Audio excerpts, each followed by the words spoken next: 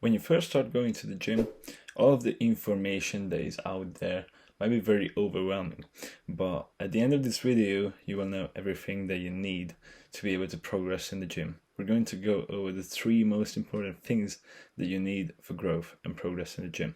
The first one is the most obvious, is going to be training. When it comes to training, I would say that generally the most important thing is progressive overload, which is basically increasing either the weight or the reps or the amount of sets that you're doing every single session or week or whatnot. Basically, you just need to work harder every time you step into the gym. As I mentioned, you can achieve progressive overload by adding weight slowly and doing the same amount of reps, or maybe adding reps only and not weight, or maybe adding just sets or a combination of these. I would say that generally adding smaller increments every single time you're working out is better than big jumps. Usually the two best progressions is one, weight. For an example, for lifts like squat, bench, deadlift, rows, and other lifts like that, the best way to approach it is to add 5 pounds every single session or week or what you can follow it. Don't let your ego take over you, because if you're only trying to use like, I don't know, 5 or 10 pound plates all the time, you're not going to progress as well. So for an example, if you're going to increase your bench press every single week by 5 pounds, that's going to be generally better, and you will gain more muscle and you will be able to progress for a longer period of time than if you're just adding, I don't know, 20 pounds every single month, and only at the end of the month you are adding 20 pounds all at once. Usually when it comes to exercises like lat pull down and tricep push down, it's harder to progress with weight every single time because the weight is in like 5 or 10 pound increments. With these exercises, it's better to just add a rep or two every single session or week. You should also keep a training logbook to log all of your training and how much you did last time, and therefore you will know how much you will have to do the next session. Another very important thing is train close to failure or to failure. As a beginner, it's very hard to know what failure is, and that's why I think doing sets to failure every single week or month maybe is a good practice to know where you're at. It's very easy to hop on the bench press, choose a weight and do 10 reps with that weight, and then after that when you try to like max out, you realize that it's not 3 reps in the tank, it's more like 6, and you are able to do 16 reps with that weight. So your training was not very effective all along. Generally, when you're training, you should leave 3 or 2 reps in the tank, but going to failure sometimes is good to assess where you're at in training, and if you're really training 3 to 2 reps in the tank, or you have like 4 reps in the tank, or maybe you only have like 1 or 0. You should have at least 2 training sessions per week per every major muscle group.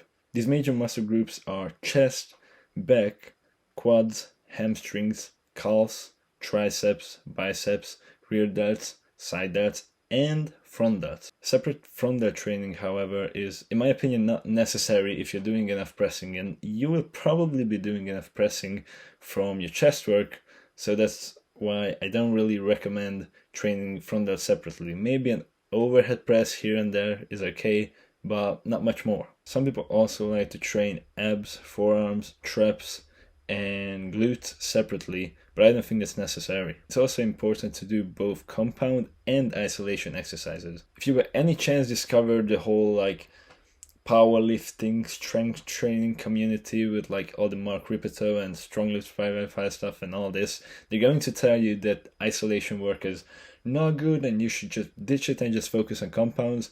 I generally think that in a well-balanced training program, isolations have their place as well. By all means, you should focus on your compound lifts mostly. Stuff like bench, squat, deadlifts maybe. However, some muscle groups like calves or side delts do not get trained enough when it comes to regular movements, so you need to add isolation movements to hit those muscle groups well. My last point regarding training is going to be good form. You need to lift with good form. Lifting with bad form can cause injuries, and with an injury, it's very hard to train. Usually it is not even advised, so stay clear of injuries and train safe.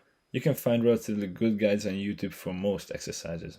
The second important step is going to be eating. A lot of people are probably going to tell you that you should main gain. I think that has a place somewhere, but I think generally you should go between bulking and cutting. Now that doesn't mean getting fat as fuck and then cutting all the way down. It basically just means that for a period of time you're going to eat more food so you can put on more muscle, and then after that period you're going to cut off the excess fat with eating a bit less. When you're bulking, you have to be in a caloric surplus. A lot of people like to throw around numbers like 200 to 300 calories of surplus. Personally, that didn't work well for me.